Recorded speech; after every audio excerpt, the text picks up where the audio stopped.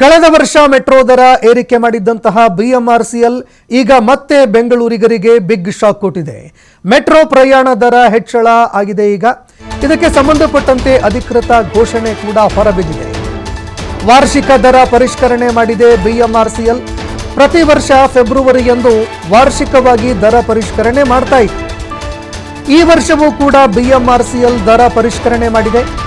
Metro railway ಕಾಯ್ದೆ 2002ರ ಅಡಿಯಲ್ಲಿ ದರ ಹೆಚ್ಚಳ ಮಾಡಲಾಗಿದೆ. ಇನ್ನು ಕಮಿಟಿ ಶಿಫಾರಸು ಮಾಡಿದಂತೆ ಮೆಟ್ರೋ ಪ್ರಯಾಣ ದರ ಏರಿಕೆ ಮಾಡಲಾಗಿದೆ. ಫೆಬ್ರವರಿ 9ರಿಂದ ಹೊಸ ದರ ಜಾರಿಯಾಗುತ್ತೆ. ಕನಿಷ್ಠ 1ರಿಂದ ಗರಿಷ್ಠ 5 ರೂಪಾಯಿವರೆಗೆ ಮೆಟ್ರೋ ದರ ಹೆಚ್ಚಳವಾಗಿದೆ. ಒಟ್ಟು 10 ಫೇರ್ ಝೋನ್ಗಳಲ್ಲಿ ದರ ಪರಿಷ್ಕರಣೆ ಮಾಡಲಾಗಿದೆ. ಕಾರ್ಯಾಚರಣೆ ವೆಚ್ಚ ಹೆಚ್ಚಳದ ಹಿನ್ನೆಲೆಯಲ್ಲಿ ದರ ಪರಿಷ್ಕರಣೆ ಮಾಡಲಾಗ್ತಾ ಇದೆ. ಇನ್ನು ಮೆಟ್ರೋ ಕಾರ್ಯಾಚರಣೆ ನಡೆಸುವಂತಹ ದರ ಏನಿದೆ ಅದರಲ್ಲಿ ಹೆಚ್ಚಳ ಆಗಿದೆ. ಅದರ ಖರ್ಚು ಹೆಚ್ಚಳವಾಗ್ತಾ ಇದೆ.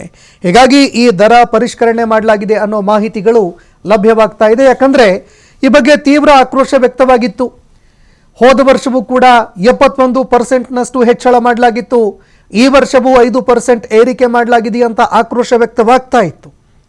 ಆದರೆ ಇದಕ್ಕೆ ಸಂಬಂಧಪಟ್ಟಂತೆ ಸಮಜಾಯಿಷಿ ಕೂಡ ಕೊಟ್ಟಿದೆ ಬಿಎಂಆರ್ಸಿಎಲ್. ನಾವು ಕಾರ್ಯನಿರ್ವಹಣೆ ಮಾಡುವಂತಹ ವೆಚ್ಚ ಹೆಚ್ಚಳವಾಗ್ತಾ ಇದೆ. ಈ ಹಿನ್ನೆಲೆಯಲ್ಲಿ ದರ ಪರಿಷ್ಕರಣೆ ಮಾಡಿದ್ದೀವಿ ಅಂತ ಸ್ಪಷ್ಟೀಕರಣ ಕೊಟ್ಟಿದ್ದಾರೆ. ಹಾಗಾದರೆ ಮೆಟ್ರೋ ದರ ಹೆಚ್ಚಳವಾಗಿರುವಂತಹ ವಿವರ ಹೇಗಿದೆ? ಹಾಗಾದರೆ 0ದಿಂದ 2 ಕಿಲೋಮೀಟರ್ವರೆಗೆ 10 ರೂಪಾಯಿ ಇದ್ದಿದ್ದು 11 ರೂಪಾಯಿಗೆ ಏರಿಕೆ ಆಗಿದೆ. ಈಗ 2ರಿಂದ 4 ಕಿಲೋಮೀಟರ್ವರೆಗಿನ ಪ್ರಯಾಣ 20 ರೂಪಾಯಿ ಇದ್ದಿದ್ದು 21 ರೂಪಾಯಿಗೆ ಏರಿಕೆಯಾಗಿದೆ. 4ರಿಂದ 6 ಕಿಲೋಮೀಟರ್ 30 ರೂಪಾಯಿ ಇದ್ದಿದ್ದು 32 ರೂಪಾಯಿ ಏರಿಕೆಯಾಗಿದೆ. ಇನ್ನು 6ರಿಂದ 8 ಕಿಲೋಮೀಟರ್ ದೂರದವರೆಗೆ ಪ್ರಯಾಣ 40 ರೂಪಾಯಿ ಇದ್ದಿದ್ದು 42 ರೂಪಾಯಿಗೆ ಏರಿಕೆಯಾಗಿದೆ. 8ರಿಂದ 10 ಕಿಲೋಮೀಟರ್ವರೆಗೆ ಪ್ರಯಾಣ ಏನಿತ್ತು ಇದು 50 ರೂಪಾಯಿಯಿಂದ 53 ರೂಪಾಯಿಗೆ ಏರಿಕೆಯಾಗಿದೆ. ಇನ್ನು 10ರಿಂದ 15 ಕಿಲೋಮೀಟರ್ ದೂರದವರೆಗೆ ಪ್ರಯಾಣ ಮಾಡೋರಿಗೆ 60 ರೂಪಾಯಿ ಇದ್ದ ದರ 63 ರೂಪಾಯಿಗೆ ಏರಿಕೆಯಾಗಿದೆ. 15ರಿಂದ 20 ಕಿಲೋಮೀಟರ್ ಪ್ರಯಾಣ ಮಾಡೋರಿಗೆ 70 ರೂಪಾಯಿಯಿಂದ 74 ರೂಪಾಯಿಗೆ ಏರಿಕೆಯಾಗಿದೆ. ಇನ್ನು 20ರಿಂದ 25 ಕಿಲೋಮೀಟರ್ವರೆಗಿನ ಪ್ರಯಾಣ 80 ರೂಪಾಯಿ ಇತ್ತು, ಈಗ 84 ರೂಪಾಯಿಗೆ ಏರಿಕೆಯಾಗಿದೆ. ಇನ್ನು 25ರಿಂದ 30 ಕಿಲೋಮೀಟರ್ ಪ್ರಯಾಣ 90 ರೂಪಾಯಿ ಇತ್ತು, 95 ರೂಪಾಯಿಗೆ ಏರಿಕೆಯಾಗಿದೆ. ಇನ್ನು 30 ಕಿಲೋಮೀಟರ್ ಮೇಲ್ಪಟ್ಟು 90 ರೂಪಾಯಿ ಇತ್ತು, ಇದು ಕೂಡ 95 ರೂಪಾಯಿಗೆ ಏರಿಕೆ ಆಗಿದೆ. ಅಂದರೆ 0ಯಿಂದ 5 ರೂಪಾಯಿವರೆಗೆ ಏರಿಕೆ ಮಾಡಲಾಗಿದೆ. ಇನ್ನು ಅದೇ ರೀತಿಯಾಗಿ ಪರಿಷ್ಕೃತ ಮೆಟ್ರೋ ದರವನ್ನು ಕೂಡ ಈಗ ದೃಶ್ಯಾವಳಿಯಲ್ಲಿ ನೋಡ್ತಾ ಇದ್ದೀರಿ. ಮೊದಲಿಗೆ ಇದ್ದಂತಹ ದರ, ಈಗ ಏರಿಕೆಯಾಗಿರುವಂತಹ ದರ, ಇದರ ಒಂದು ಹೊಸ ಪಟ್ಟಿ ಬಿಡುಗಡೆಯಾಗಿದೆ. 0ಯಿಂದ 2 ಕಿಲೋಮೀಟರ್ವರೆಗೆ 1 ರೂಪಾಯಿ ಏರಿಕೆ, 2ರಿಂದ 4 ಕಿಲೋಮೀಟರ್ವರೆಗಿನ ಪ್ರಯಾಣ 1 ರೂಪಾಯಿ ಏರಿಕೆಯಾಗಿದೆ. 4ರಿಂದ 6 ಕಿಲೋಮೀಟರ್ವರೆಗಿನ ಪ್ರಯಾಣ 2 ರೂಪಾಯಿ ಏರಿಕೆಯಾಗಿದೆ. ಅದೇ ರೀತಿ 6ರಿಂದ 8 ಕಿಲೋಮೀಟರ್ವರೆಗಿನ ಪ್ರಯಾಣ 2 ರೂಪಾಯಿ ಏರಿಕೆ, 8ರಿಂದ 10 ಕಿಲೋಮೀಟರ್ವರೆಗಿನ ಪ್ರಯಾಣ 3 ರೂಪಾಯಿ ಏರಿಕೆಯಾಗಿದೆ. 10ರಿಂದ 15 ಕಿಲೋಮೀಟರ್ವರೆಗೆ ಪ್ರಯಾಣ ಮಾಡ್ತಾ ಇರುವಂಥದ್ದು 3 ರೂಪಾಯಿ ಏರಿಕೆಯಾಗಿದೆ. ಇನ್ನು 15ರಿಂದ 20 ಕಿಲೋಮೀಟರ್ವರೆಗಿನ ಪ್ರಯಾಣ ಒಟ್ಟು 4 ರೂಪಾಯಿ ಏರಿಕೆಯಾಗಿದೆ. ಇನ್ನು 20ರಿಂದ 25 ಕಿಲೋಮೀಟರ್ವರೆಗಿನ ಪ್ರಯಾಣ 4 ರೂಪಾಯಿ ಏರಿಕೆಯಾಗಿದೆ. 25ರಿಂದ 30 ಕಿಲೋಮೀಟರ್ 5 ರೂಪಾಯಿ ಏರಿಕೆ. ಇನ್ನು 30 ಕಿಲೋಮೀಟರ್ ಮೇಲ್ಪಟ್ಟು 5 ರೂಪಾಯಿವರೆಗೆ ಏರಿಕೆ ಆಗಿದೆ. ಹೀಗಾಗಿ ಇದು ಪರಿಷ್ಕೃತ ಪಟ್ಟಿ. ಇದಕ್ಕೆ ಸಂಬಂಧಪಟ್ಟಂತೆ ಸಾರ್ವಜನಿಕರು ಇದನ್ನು ಯಾವ ರೀತಿಯಾಗಿ ತೆಗೆದುಕೊಳ್ತಾರೆ ಅನ್ನುವಂಥದ್ದನ್ನು ಕೂಡ ನೋಡಬೇಕಾಗತ್ತೆ.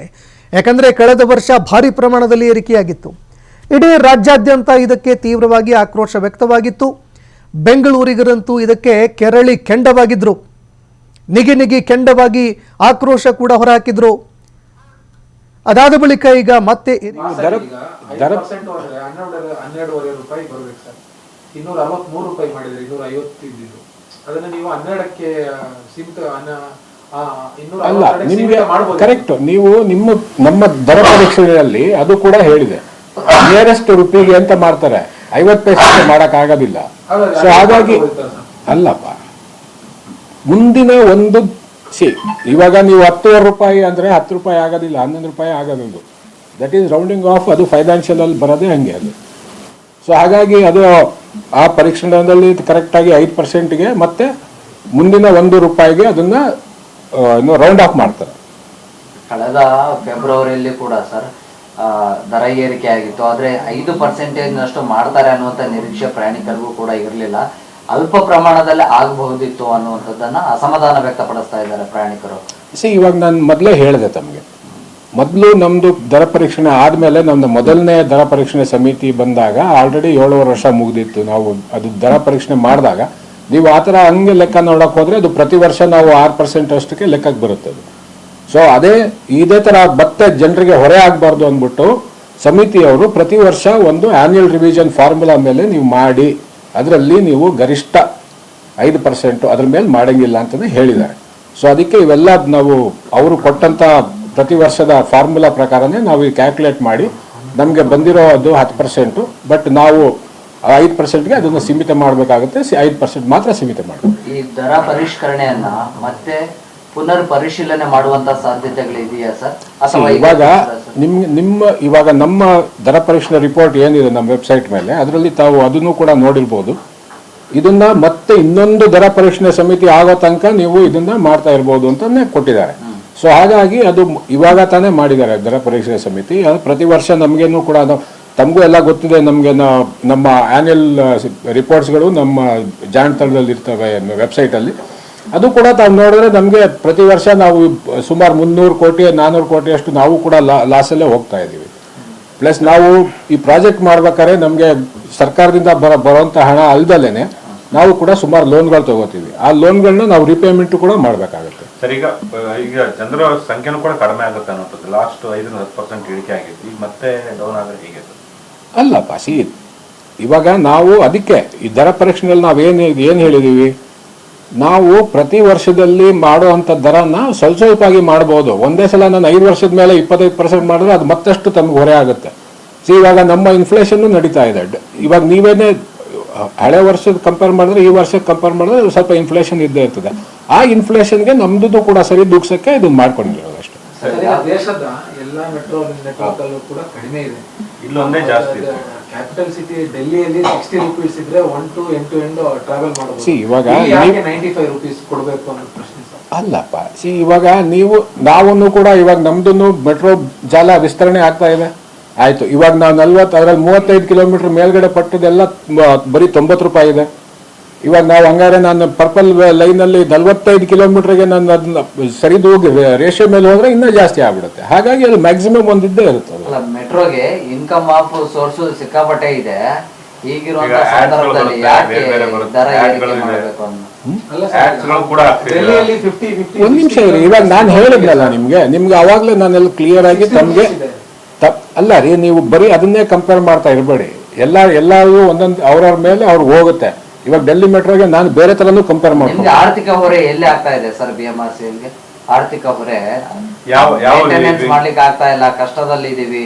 ಸೊ ಹಾಗಾಗಿ ಪ್ಲೀಸ್ ಅಂಡರ್ಸ್ಟ್ಯಾಂಡ್ ಒನ್ ಥಿಂಗ್. ಇವಾಗ ದರ ಪರೀಕ್ಷಣೆ ಮಾಡಿರೋದು ಯಾರ ಮೇಲೆ? Staff cost, energy cost, maintenance and administrative cost. ಅದೇ ನಮಗೆ ಫಾರ್ಮುಲಾ ಇರೋದು. ಸೊ ಆ ಫಾರ್ಮುಲಾದಲ್ಲಿ ನಮಗೆ ಪ್ರತಿ ವರ್ಷ ಹೆಚ್ಚು ಎಲ್ಲಿಗೆ ಬರ್ತದೆ ಅದು ನೋಡಿ ಅದರಲ್ಲಿ ಎಷ್ಟು ನಿಮಗೆ ಹೆಚ್ಚು ಬಂದ್ರೂ ಕೂಡ ಇದನ್ನು ನಾವು 5%ಗೆ ಮಾತ್ರ ಸೀಮಿತ ಮಾಡ್ಕೋಬೇಕು ಅಂತಲೂ ಇದೆ ದರ ಪರೀಕ್ಷಣೆ ಸಮಿತಿಯಲ್ಲಿ. ಸೊ ಅದ್ರ ಪ್ರಕಾರ ಇದು 5%ಗೆ ಮಾತ್ರ ನಾವು ಸೀಮಿತ ಮಾಡ್ಕೊಂಡಿದ್ದೀವಿ. ಅದಲ್ಲದಲ್ಲೇ ನೀವು ಕೇಳ್ತಿರೋದು ಏನೋ ನಾನ್ ಫೇರ್ ಬಾಕ್ಸ್ ರೆವೆನ್ಯೂಸ್ ಅಂತ. ನಾನ್ ಫೇರ್ ಬಾಕ್ಸ್ ರೆವೆನ್ಯೂಗೂ ಕೂಡ ನಮಗೆ ನಾವು ಅದು ಕೂಡ ಪ್ರಯತ್ನ ಮಾಡ್ತಾನೆ ಇದ್ದೀವಿ. ಸೊ ಯಾಕಂದ್ರೆ ಅದು ಇಲ್ಲ ಅಂತ ಹೇಳಿದ್ರೆ ನಮ್ಮ ಲಾಸ್ಗಳು ಸಿಕ್ಕಾಪಟ್ಟೆ ಆಗ್ಬಿಟ್ರೆ ಅದನ್ನ ಮತ್ತೆ ನಾವು ಜನರ ಮೇಲೆ ಹೊರೆ ಹಾಕಕ್ಕೆ ನಾವು ಇಷ್ಟಪಡೋದಿಲ್ಲ. ಸೊ ಹಾಗಾಗಿ ಇದನ್ನ ಪ್ರತಿ ವರ್ಷ ನಮಗೆ ಅವ್ರು ಕೊಟ್ಟಿರೋಂಥ ಫಾರ್ಮುಲಾ ಮೇಲೆ ಅದು ಏನು ಗರಿಷ್ಠ ಲಿಮಿಟ್ ಏನಿದೆ ಅದ್ರ ಮೇಲೆ ಹೋಗ್ತಾ ಇದೀವಿ ನಾವು ಅಷ್ಟೇ. ಇದನ್ನ ಮತ್ತೆ ಪುನರ್ ಪರಿಶೀಲನೆ ಮಾಡುವಂತ ಸಾಧ್ಯತೆಗಳು ಇಲ್ಲ ಸರ್. ಅಲ್ಲಪ್ಪ, ಇವಾಗ ದರ ಸಮಿತಿದು ನಮ್ಗೆ ಏನ್ ಬೈಂಡಿಂಗ್ ಇದೆ ಅದು it is A binding on BMRCL management. So binding ಅನ್ನು ನಾವು ಅದು ಒಂಥರ ನಮ್ಗೆ ಆರ್ಡರ್ ಇದ್ದಂಗೆ ಅದನ್ನ ನಾವು ಮಾಡ್ಲೇಬೇಕಾಗುತ್ತೆ. ಸರ್, ಈಗ ಬಿಜೆಪಿಯವರು ಈಗ ವಿರೋಧ ಮಾಡ್ತಾರೆ. ನಾನು ಅದ್ರ ಬಗ್ಗೆ ನಾನು ಮಾತಾಡಲ್ಲಪ್ಪ. ದಯವಿಟ್ಟು ರಾಜಕೀಯ ನಾನು ಇಲ್ಲಿ ಮಾತಾಡೋದಿಲ್ಲ. ಈ ದರ ಪರಿಷ್ಕರಣೆ ಸಮಿತಿ ಅಂತ ಮಾಡ್ಕೊಂಡಿದ್ದಾರೆ, ಮಾಡಿದ್ದೀರಾ? ಯಾರು ಸರ್ ಅದರಲ್ಲಿ ಯಾರ್ಯಾರಿದ್ದಾರೆ?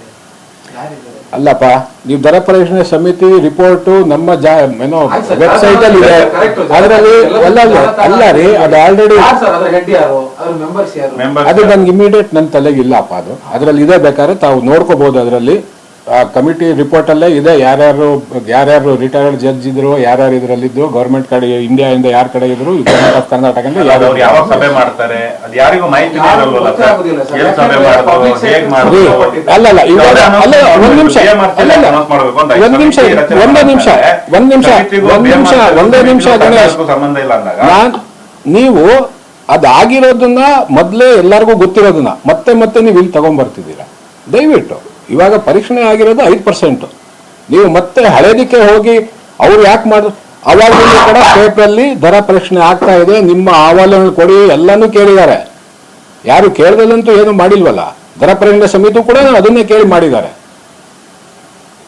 ಸರ್ ಆಯ್ತು, ಈಗ ಯಾಕೆ ನಮ್ ಬೇರೆ ಸ್ಟೇಟ್ ಅಲ್ಲಿ ಹೋಲಿಸ್ಕೊಂಡ್ರೆ ನಮ್ಗೆ ಇವಾಗ ಅವ್ರವ್ರ ಸ್ಟೇಟ್ ಅಲ್ಲಿ ಅವರಾಗಿರುವಂತ ಖರ್ಚುಗಳ ಮೇಲೆ ಅವ್ರು ಹೋಗ್ತಾರೆ. ಗೊತ್ತಾಯ್ತಲ್ಲ? ಅಲ್ಲ ಆಯ್ತಪ್ಪ, ದೊಡ್ಡ ನೆಟ್ ನಾವು ಯಾಕೆ 95 ರೂಪೀಸ್ ಕೊಡ್ಬೇಕು ಅನ್ನೋದು ಇಲ್ಲಿ ಜನರು ಮಾತಾಡ್ತಾರೆ. ಹೌದಪ್ಪ, ಅಲ್ಲ ಜನರು ಮಾತಾಡ್ತಾರೆ. ಡೆಲ್ಲಿ ಮೆಟ್ರೋದನ್ನು ನೀವು ಡೆಲ್ಲಿ ಮೆಟ್ರೋ ಕೇಳಿ ಯಾಕೆ ಅನ್ಬಿಟ್ಟು, ಯಾಕಂದ್ರೆ ಅವ್ರದ್ದು ಬೇರೆ ಬೇರೆ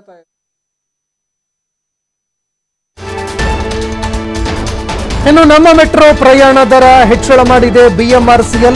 ಈ ಬಗ್ಗೆ ಅಧಿಕೃತವಾಗಿ ಮಾಹಿತಿ ಹೊರಬಿದ್ದಿದೆ. BMRCL PRO ಯಶವಂತ್ ಚೌಹಾಣ್ ಅವರು ಸುದ್ದಿಗೋಷ್ಠಿ ಮಾಡಿದ್ರು. ಕಳೆದ ವರ್ಷ ಮೊದಲ ಬಾರಿಗೆ ದರ ಏರಿಕೆ ಮಾಡಲಾಗಿತ್ತು. ನಮ್ಮ ಮೆಟ್ರೋ ಪ್ರಯಾಣ ದರ ಹೆಚ್ಚಳ ಮಾಡಲಾಗಿತ್ತು BMRCL ವತಿಯಿಂದ. BMRCLನ ಅಧಿಕಾರಿ ಈಗ ಮಾಹಿತಿ ಕೊಟ್ಟಿದ್ದಾರೆ. PRO ಯಶವಂತ್ ಚೌಹಾಣ್ ಅವರು ಸುದ್ದಿಗೋಷ್ಠಿ ಮಾಡಿದ್ರು. ಇದೇ ವೇಳೆ ಮೊದಲ ಬಾರಿಗೆ ನಾವು ಕಳೆದ ಬಾರಿ ದರ ಏರಿಕೆ ಮಾಡಿದ್ವಿ, ಹೀಗಾಗಿ 51ರಷ್ಟು ಏರಿಕೆ ಮಾಡಲಾಗಿತ್ತು. ಇದರಿಂದ ಮೆಟ್ರೋ ಪ್ರಯಾಣಿಕರಿಗೆ ಹೊರೆ ಕೂಡ ಆಗಿತ್ತು. ಹೀಗಾಗಿ ಪ್ರತಿ ವರ್ಷ ದರ ಪರಿಷ್ಕರಣೆ ಮಾಡಬೇಕಾಗಿದೆ. ಇದೇ ಕಾರಣಕ್ಕಾಗಿ ನಾವು ಪ್ರತಿ ವರ್ಷ ದರ ಪರಿಷ್ಕರಣೆ ಮಾಡ್ತಾ ಇದ್ದೀವಿ ಅಂತ ಸ್ಪಷ್ಟೀಕರಣ ಕೊಟ್ಟಿದ್ದಾರೆ.